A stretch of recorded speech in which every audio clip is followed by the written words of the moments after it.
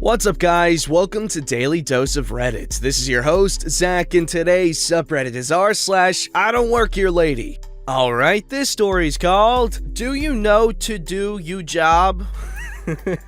I figure I should start off the new year right with some positivity. So, this story is positively one of my favorites from my retail work experience. I used to work at a department store, specifically in the shoe department of the store, and my manager was a total Karen, so we will call her Karen. She was incredibly sexist and always blamed the males in the department for everything while letting the females get away with murder. Some of her remarks were pretty borderline harassment too, and it didn't help that HR department was practically non-existent and more like the Karen department. Anyway, this story takes place on one of those you are entitled to your mandatory 30-minute break but you can't leave the sales floor unattended, so let that be a warning type of days. A day where the females often abandoned posts, taking hour-long breaks and hiding in other departments, leaving myself and a fellow male coworker to fend for ourselves.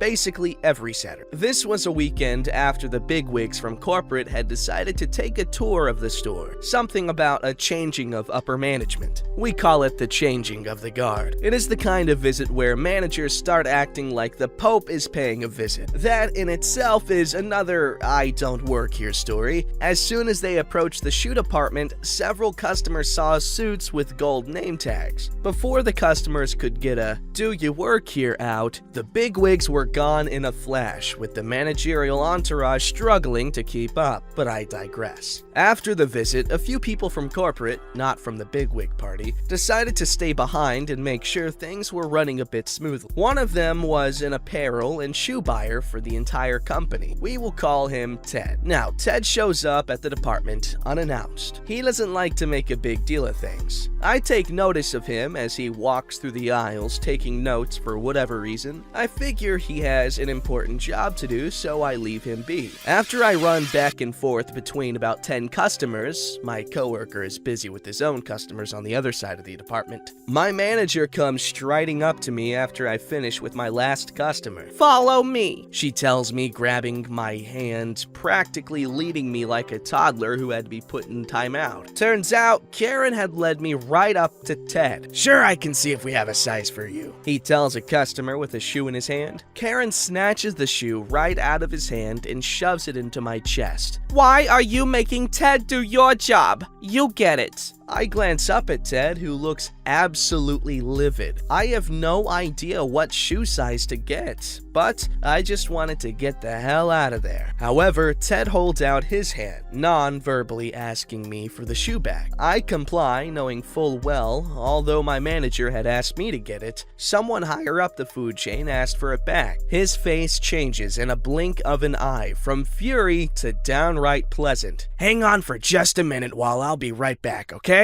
Thank you." Karen and I are rooted in place. Although I know there are customers that need help, I don't dare move from this spot. I know the gears are turning in her head as she tries to place the blame on me. Ted returns shortly after and hands the customer their desired shoe and thanks them for their patronage and to let them know if they need any more help. Ted rejoins the circle and I can feel the tension radiating from it. Also seems to be keeping everyone else away as no one approaches. He doesn't raise his voice. He doesn't make a huge scene and speaks only loud enough for us to hear. "Where the hell do you get off telling me what I can and cannot do?" asks Ted. Karen doesn't say a word. "All day I've seen this young man running around, helping every single customer under the sun without any breaks. I am getting exhausted just watching him. I can't imagine how he must feel." Karen's lips are now so thin, they are practically non-existent. "Just because I don't work here doesn't mean that I cannot help customers. I am an employee of this company. I know how to do my job, even if it means getting my hands dirty and getting shoes for people. Do you know how to do yours?" Just because Karen is, well, a Karen, doesn't mean she isn't smart. She knows full well it is a loaded question and does not answer. "Go back to your hidey hole and leave us alone," says Ted with a tone of finality. day, he turns around just in time to see another customer. "Hi there, what can I get for you today?" This is the first time I have ever seen Karen utterly defeated. "It's good having him here," is all she manages to say.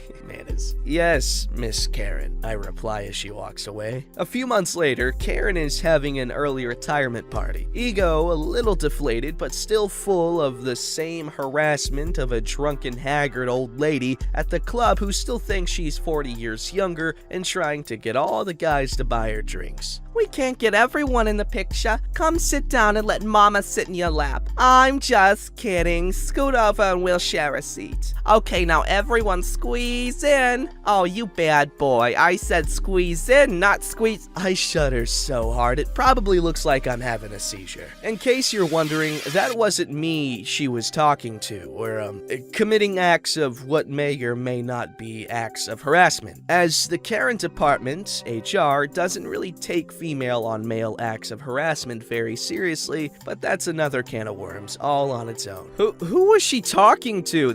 That is wildly inappropriate. But I'm glad she got shut down by our teddy boy here. That was pretty cool. Alright, this story's called Tales from a Vaccination Clinic Volunteer. So, I volunteer at a few vaccination clinics a week as a non-medical personnel. Generally, we do around 1,300 per clinic. My job is to sort people from a winding serpentine line, like at airport security, to one of the 1 to 6 lines where you'll get your actual jab. Each table has 2 nurses, and we all take a 15-minute lunch break in shifts. 2 quick bathroom breaks if we're lucky. My favorite part about the clinics, especially for older folks, is how nice they are and happy to be getting the vaccine. The late 70s and older folks are my favorites as they have experience with mass vaccination from the measles. When we get backed up and I have to wait for the lines to thin out, I get a nice chance to chat with some of them. When I say, "Sorry for the wait," when I have to pause, dozens, some days nearly 100 of them, when we're targeting older folks, will say something like, "Oh, I don't mind. This is much smoother than the measles vaccine site." So one of the nurses had the audacity to take her lunch break, which led to there only being 1 nurse for the line and it temporarily moving slower. Cue the Karen. She gets out of line to storm over to me to tell me her line only has 1 jabber, and I shouldn't have sent her to that line, complaining how slow it is compared to other people's lines, etc. I apologize and explain the nurse will be back from lunch soon, offered to get one of the county employees to come talk to her. Now here's an interesting part. Almost every time someone complains and I explain I'm a volunteer, and I look very young for my age, that I don't work there, and when I offer to get a manager, they become indignant and say some version of, "No, I'm talking to you." Karen was one of these folks. So the cop in my section and I have really bonded over the crazy people we have to deal with a few times a day. So he looks at me, huge eye roll, starts walking over with his chest puffed out and hands under his bulletproof vest to look imposing, and hover around Karen. She gets the message and gets back in line. Not 3 minutes later, she comes storming back to inform me she does crowd control professionally, so I should listen to her. Her latest bit of feedback is we need people going through the lines taking elderly people's coats and sweaters off of them before they get to the table. Sounds like a quick lawsuit to me. Cue the cop, her going back to her line. This process repeats every 2 or 3 minutes, with her coming back to give new feedback and ideas. Now, the final time this happens, I genuinely have no idea what she was complaining about that time. I just tuned her out. This sweet little old lady, at least in her 80s, walker and all, was waiting at the door to be sorted and had seen Karen's perpetual berating from further back in the line. "Excuse me?" Karen still ranting about whatever the hell she's saying. "Excuse me? What? Has anyone ever told you you're a real bimbo?" Karen's mouth was agape for 20 seconds. "How dare you?" "No, how dare you? This young man is a volunteer and offered to get you a manager, and you're just being a bully." Police officer walks over. I can see him having a harder time suppressing his laughter than I was. Karen demands the woman, probably 30 years older than her, be removed and that she wants to press charges. Cop laughs and says, "What for?" Yeah, it's cool hearing stories about the vaccination being administered to lots of people. It's cool. It's also pretty cool how the vaccine works. So basically, instead of like having like a weakened, diluted version of the virus, it's an mRNA based thing. So essentially, instead of making your body fight of the virus to learn how to, fight it, they basically just give your body instructions in the form of mRNA on how to fight off the virus. And it's pretty neat. So there's like no risk of like accidentally getting the full thing as opposed to, the weakened thing. But some people do have allergic reactions, so just make sure you're okay to take it. It's still neat, huh? Alright, this story's called This Is in 1695. My kids attended a private school in Delaware. As a part of their 5th grade curriculum, they all visit Colonial Williamsburg. They've been doing this for many years. The school is pre-kindergarten to 12th grade, so a lot of families, like ours, have kids in several different grades, and they all talk about the trip to Williamsburg. It's a week they all look forward to, and they have all heard stories from the older kids about their trips. It is also the first extended 4-day overnight trip. Many parents are still reluctant to send their kids off on an overnight trip, so the 5th grade teaching team holds a lottery and selects several parents to go with the kids. The parents keep track of the kids during tours and meals, and they have their child and usually 2 others in their room. It can be pretty competitive to get a parent spot. When my daughter was in the 5th grade, I chaperoned, and a few years later, my husband went with my son. Here's the catch. The school totally buys into the idea of an immersive colonial experience. I'm assuming that authentic to the point where everyone is treated like a white guy.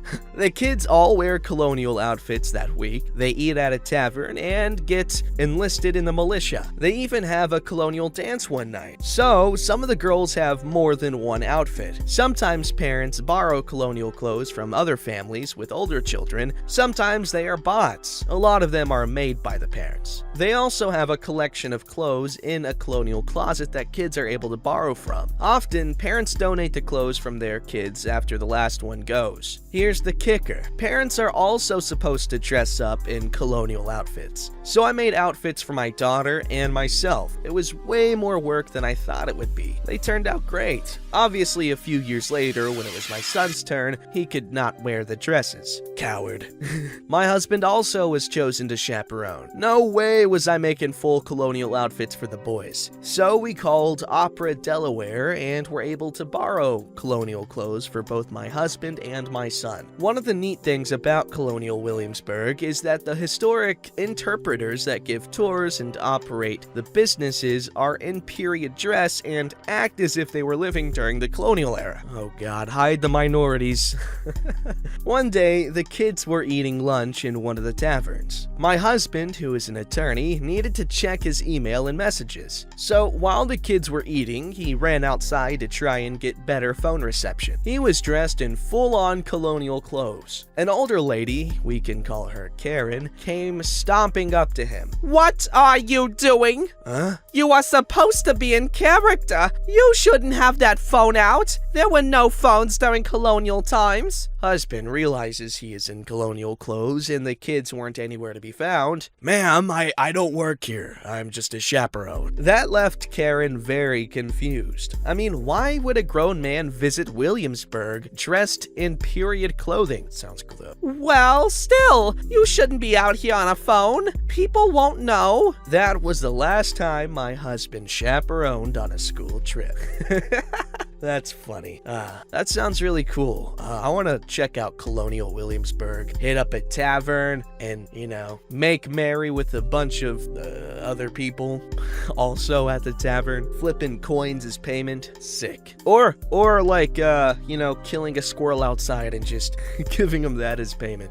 Alright, this story's called, As the Next Door Neighbor, I Must Clearly Be the Landlord. My neighbors were moving out of the house they had been renting next to me for the last 2 years, and while I was sad to see them go, I completely understood that they were fed up with the condition of the house and the landlord's dismissiveness to their complaints. They took on far more home improvement and maintenance than they should have been responsible for, some of which I helped them with as we were all friends. After they had vacated and the house was on the market, I was bombarded with all manner of questions from potential buyers and realtors whenever I was outside, usually in the vein of, how recently was the roof replaced, and questions about flooding. Mostly I was able to answer and did so pleasantly, mostly. This one realtor, I'll call him Ted because he looked like Ted Danson from The Good Place anyway, Ted catches me going out to check my mail one afternoon after a long night of taste testing my bourbon to make sure it was still good. Oh, fun fact, Ted Danson looks exactly like my dad if my dad was old, like an old man, and white.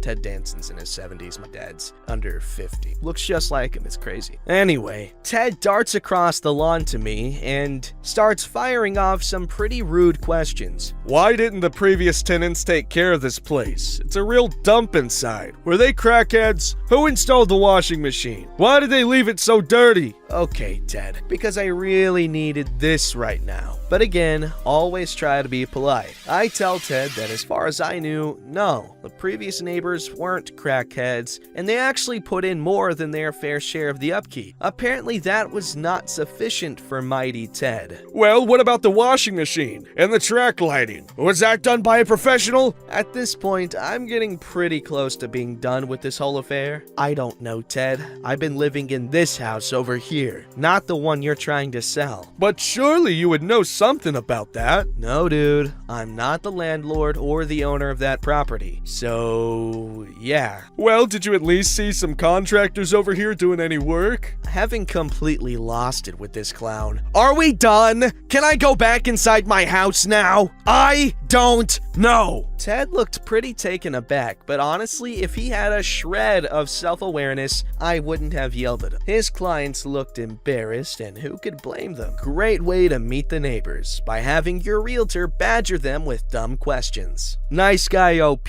dummy-headed Ted. Dummy-head Ted. I like that. I like that. Don't forget to like, subscribe, and hit that bell to never miss an episode.